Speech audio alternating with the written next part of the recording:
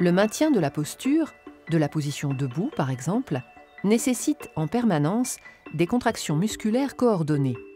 Pour la plupart, ces contractions sont involontaires et font intervenir un mécanisme appelé réflexe myotatique. Le réflexe myotatique est une contraction réflexe d'un muscle, autrement dit automatique, déclenchée par son propre étirement. C'est ce type de réflexe qui est déclenché par le médecin lorsqu'il frappe un coup sec sur un tendon musculaire, étirant ainsi le muscle qui, en réponse, se contracte brutalement.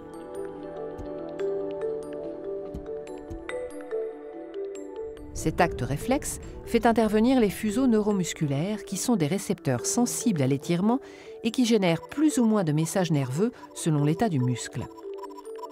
Que se passe-t-il lors d'un choc sur le tendon d'Achille, par exemple ?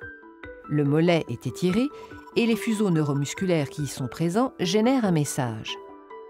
Ce message nerveux est véhiculé par un neurone sensoriel constituant l'une des fibres d'un nerf rachidien. Le message nerveux est de nature électrique. Il correspond à des variations de la polarité membranaire du neurone qui le véhicule, générées par des échanges d'ions. Il est constitué de signaux nommés potentiels d'action. C'est la fréquence des potentiels d'action qui code le message.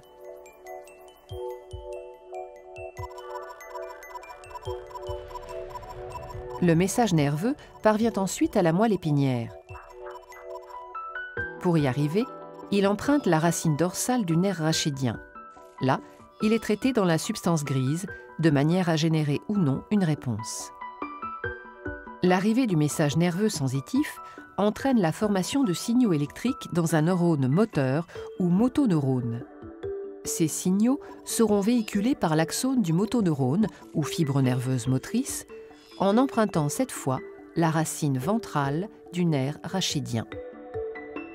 Le message nerveux moteur transite ensuite tout le long de cette fibre nerveuse jusqu'au mollet. Le message nerveux moteur parvient alors à l'extrémité de la fibre nerveuse, c'est-à-dire à la jonction entre le nerf et le muscle, encore appelée synapse neuromusculaire. Il déclenche la libération d'un neurotransmetteur, l'acétylcholine. Cette molécule se fixe sur des récepteurs présents au niveau des fibres musculaires qui se contractent alors. On dit qu'elles sont les effecteurs du mouvement réflexe.